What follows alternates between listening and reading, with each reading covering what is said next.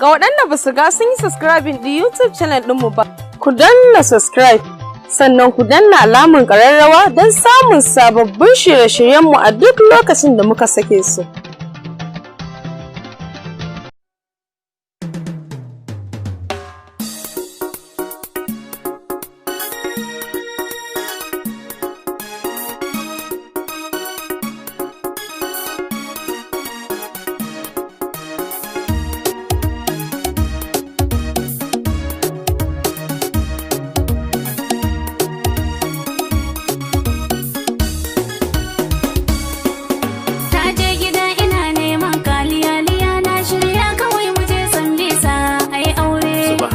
Bakin labari ta ji an tilasta na wai na je san lisa ban faso ba.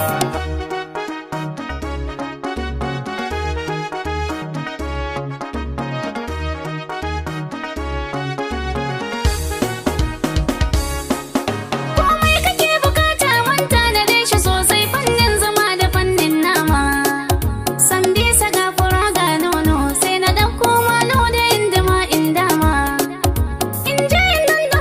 Shayi da jardabino ga shimfiɗan farar darduma. Me zai hana in baki sadakin ku je ku ɗaura ke sai ki zo da karfe 10. Ina za a yi biki ba ango zai fi kyawu in kai ka dai garin mu ku saba da ƴan uwana.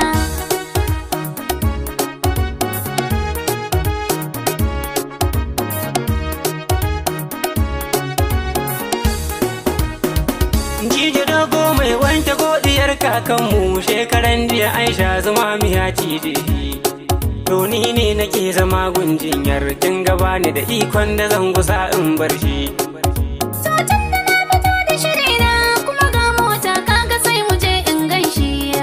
Komai naka yanzu ya shafe ni tun da dai aure dole ne da kai ba fashi. To ai ƙauyen su babu hanyar mota masu mashin ma sai su ini su kwana su hantsi ba su iso ba.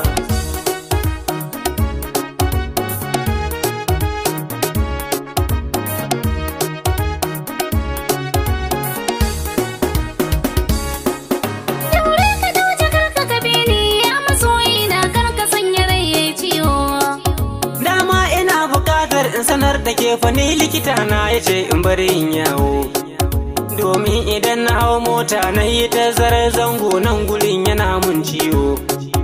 To yanzu yayi za aiki nan zuciyata kuma kai kadai take yin kiwo. Lallai ku kunkuru zai yi bira ban yi tsammanin ludayin miya zai iya kada mai gida ba.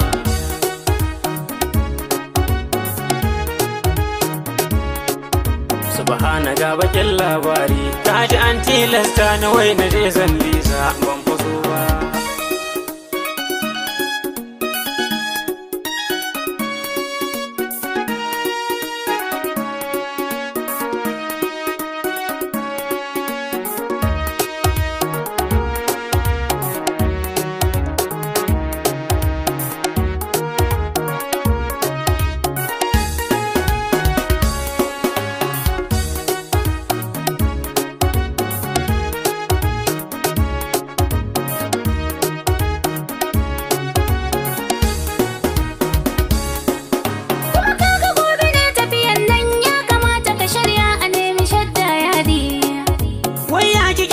Tafiya gobe mu fanan gobe ilori za mu je maulidi, kuma sauri nake ana ta jira na a anguwa na karɓo aron kuɗin mai gadi.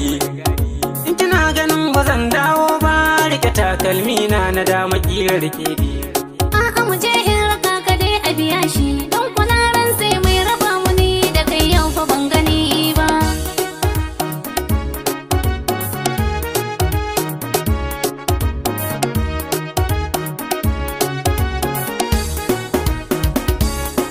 Nifa mata bakwai na fa wata karda saboda shegen zafin hannu da saurin duka.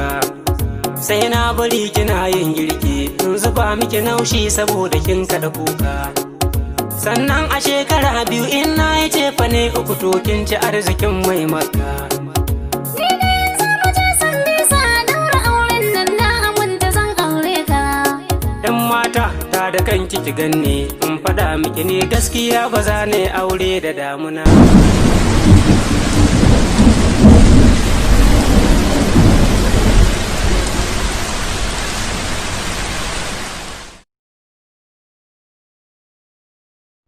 Ga waɗanda ba su ga sun yi subscribing da YouTube channel ɗinmu ba, ku danna subscribe, sannan ku danna alamar ƙararrawa don samun sababbin shirye-shiryenmu a duk lokacin da muka sake su.